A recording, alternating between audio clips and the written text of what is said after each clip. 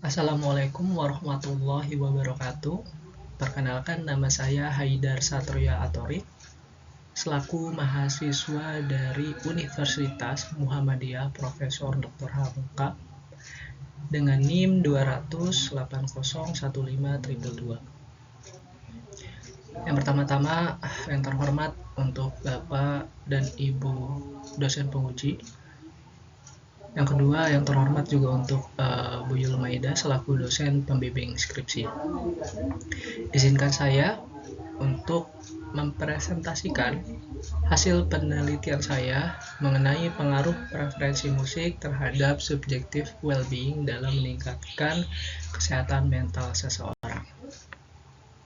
Oke, latar belakang penelitian ini yaitu selain kesehatan fisik, kesehatan mental merupakan salah satu faktor utama nih bagi seseorang. Menurut Situmorang et al. Tahun 2018, kesehatan mental merupakan faktor penting dalam kehidupan manusia karena mempengaruhi kualitas hidup seseorang. Baik tidaknya kualitas hidup seseorang, salah satunya dapat dilihat dari sejauh mana seseorang tersebut sehat mentalnya.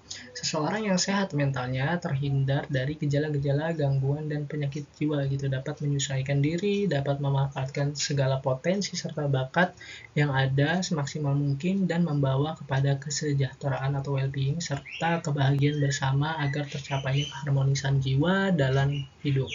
Menurut Derajat 1982.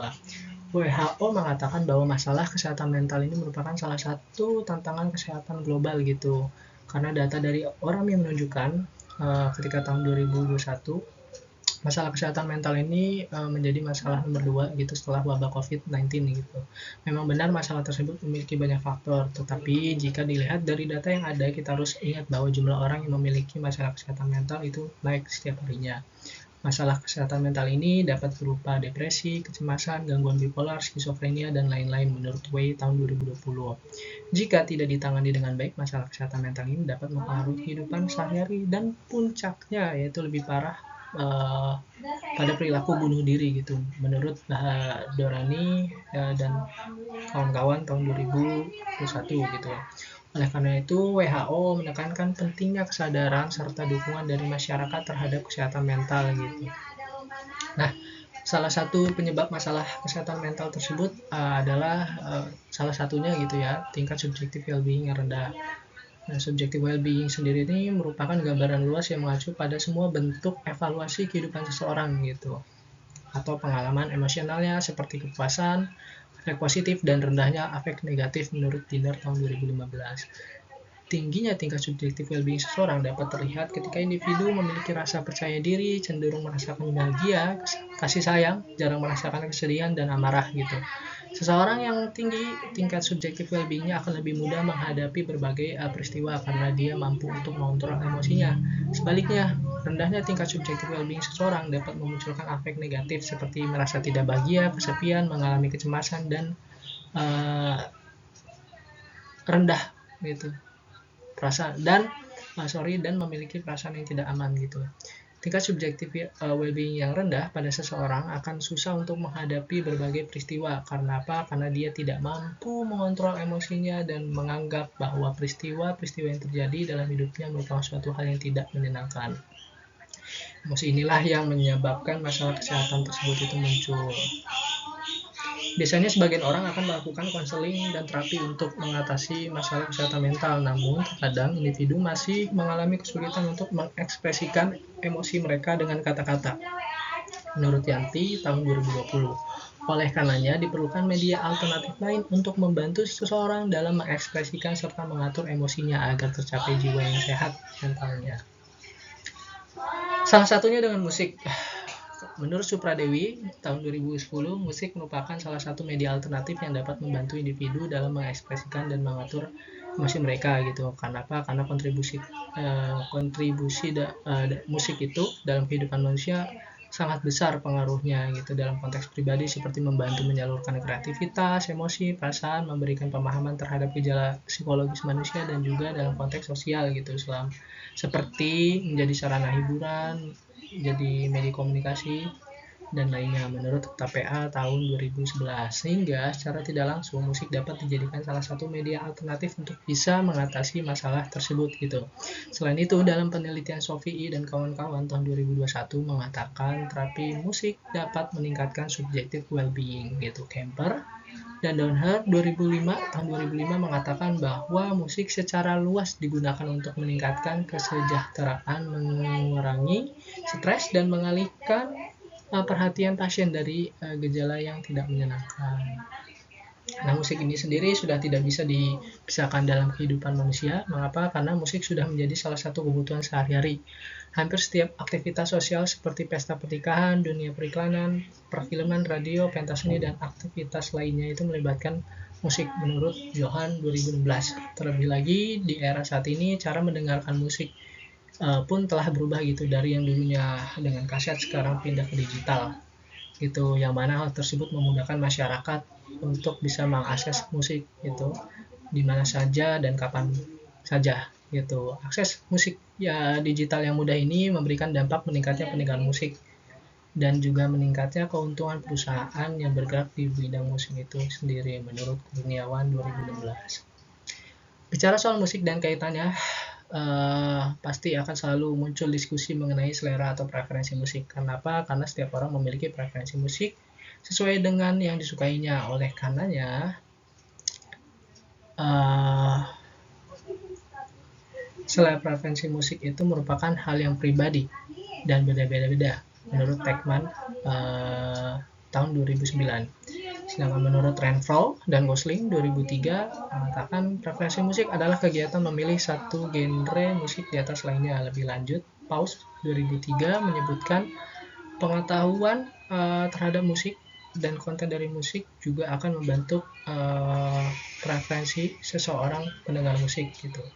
Hal ini tidak terlepas dari kandungan musik yang di dalamnya terdapat pesan, ungkapan pikiran, dan perasaan seseorang musisi yang sengaja ingin disampaikan melalui sebuah karya musik, menurut Rustandi et al. Tahun 2020. Nah, jika dilihat dari latar belakang di atas tadi, dapat disimpulkan bahwa musik dapat mempengaruhi subjective well-being. Namun, timbul pertanyaan, musik seperti apa nih yang jika didengarkan dapat mempengaruhi subjektif well-being? Kenapa? Karena musik itu luas dan setiap orang pasti memiliki preferensi musik yang berbeda-beda. Oleh karenanya, peneliti ingin melihat apakah preferensi musik juga dapat mempengaruhi subjektif well-being dalam meningkatkan kesehatan mental seseorang. Lalu lebih lanjut, penelitian ini diharapkan dapat memberikan wawasan serta pengertian baru terhadap ilmu psikologi itu sendiri.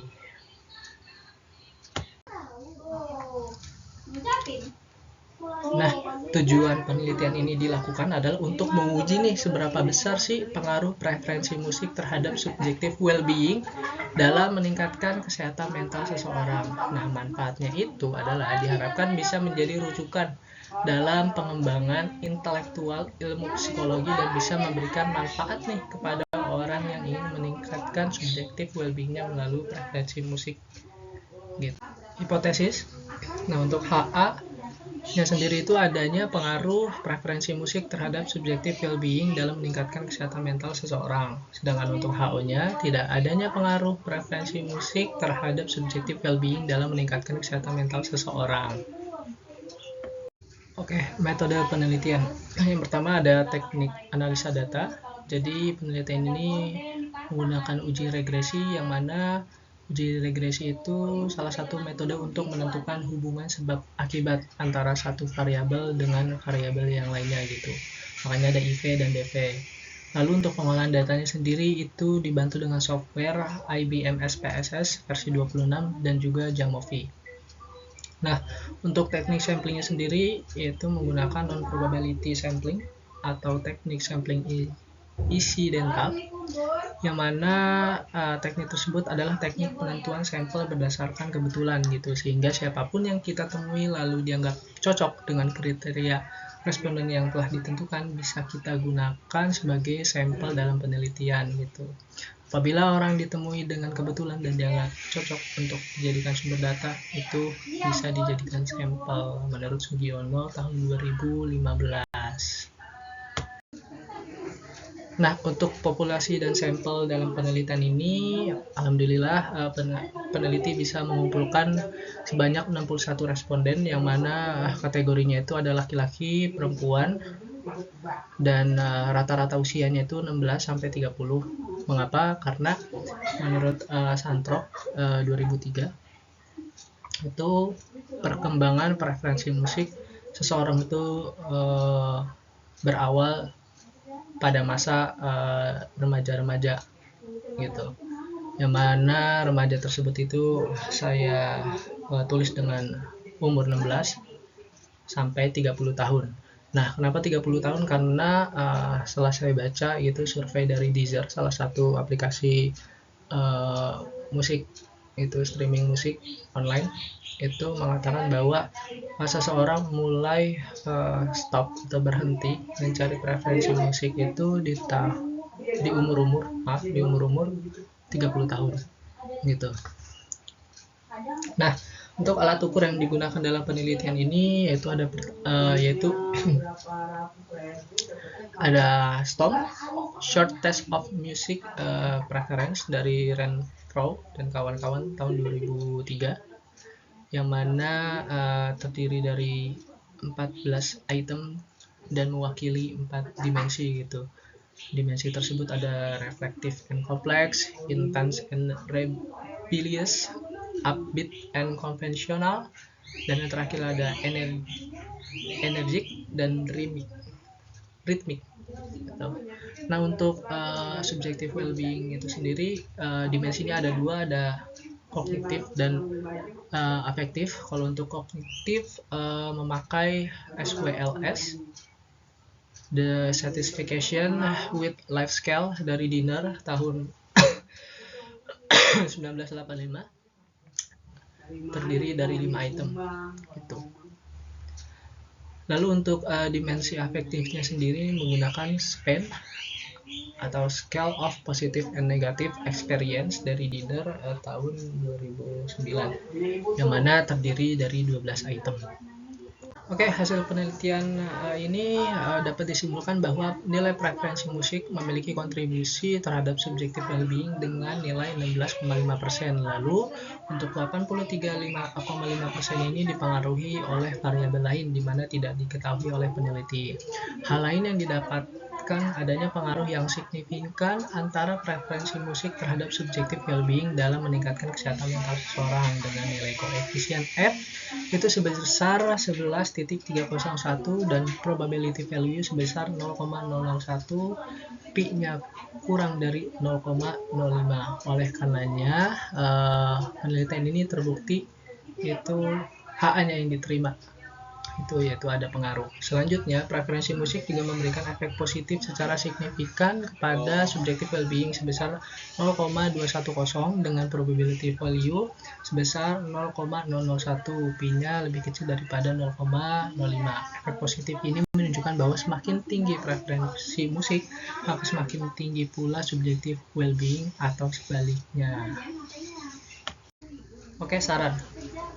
Saya bagi dua menjadi teoritis dan praktis. Untuk saran teoritis yang pertama yaitu bagi peneliti berikutnya gitu adalah diperbanyak lagi jumlah sampelnya gitu. Karena apa? Karena semakin besar jumlah sampel, maka semakin mampu ia mewakili populasi dari mana ia dipilih gitu. Yang kedua, hasil menunjukkan bahwa preferensi musik ini mempengaruhi subjektif well-being, yang mana penelitian ini adalah bentuk pengerucutan dari penelitian sebelumnya yang mengatakan bahwa musik mempengaruhi subjektif well-being. Hal tersebut dilakukan karena peneliti menyadari bahwa setiap orang memiliki preferensi musik yang berbeda-beda gitu.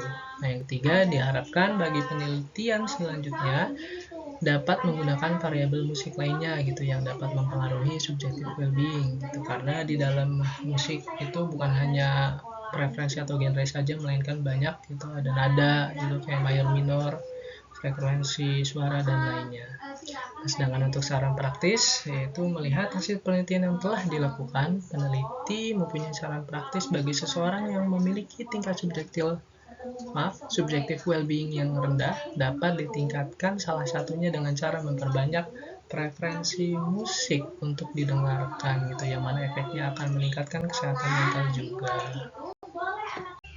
Baik, terima kasih banyak atas waktunya. Kurang lebihnya mohon maaf. Wassalamualaikum warahmatullahi wabarakatuh.